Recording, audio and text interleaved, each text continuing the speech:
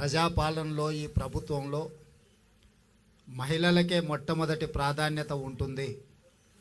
మహిళా ఆత్మగౌరవంతో బ్రతికినప్పుడే ఆ కుటుంబం గ్రామంలో ఆత్మగౌరవంతో తలెత్తుకొని తిరగగలుగుతుంది అని చెప్పి సంపూర్ణంగా ఈ ప్రభుత్వం విశ్వసిస్తుంది.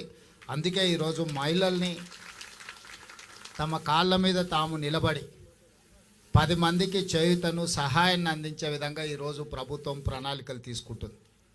ఈరోజు మహిళ దగ్గర 10 రూపాయలు ఉంటే మొట్టమొదట తమ పిల్లల చదువుల కోసం ఖర్చు పెడతారు. ఆ తర్వాత పిల్లలను ఎదగడానికి, పిల్లలు ఆరోగ్యవంతంగా ఉండడానికి, వాళ్ళకు ఒక సంస్కారం నేర్పడానికి ఖర్చు పెడతారు. ఆ తర్వాత కుటుంబము 10 మంది ముందు గౌరవంతో బ్రతకడానికి అవసరమైన విధంగా ఖర్చు పెడతారు. కానీ అదే ఇంటాయన చేతిలో 10 రూపాయలు ఉంటే సాయంత్రం పోయి బెల్ట్ షాపులు ఇచ్చొస్తాడు.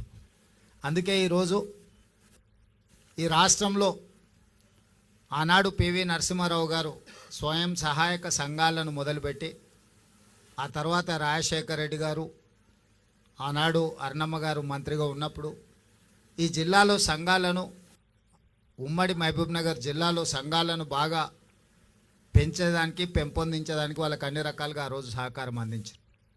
తెలంగాణ రాష్ట్రం వచ్చిన తర్వాత మహిళా సంఘాలకు గ్రహణం పట్టినట్టుగా కొంతకాలము చాలామంది ఎలాంటి సహాయం లేక, ఆదరణ లేక ఇబ్బందులను ఎదుర్కొన్నారు.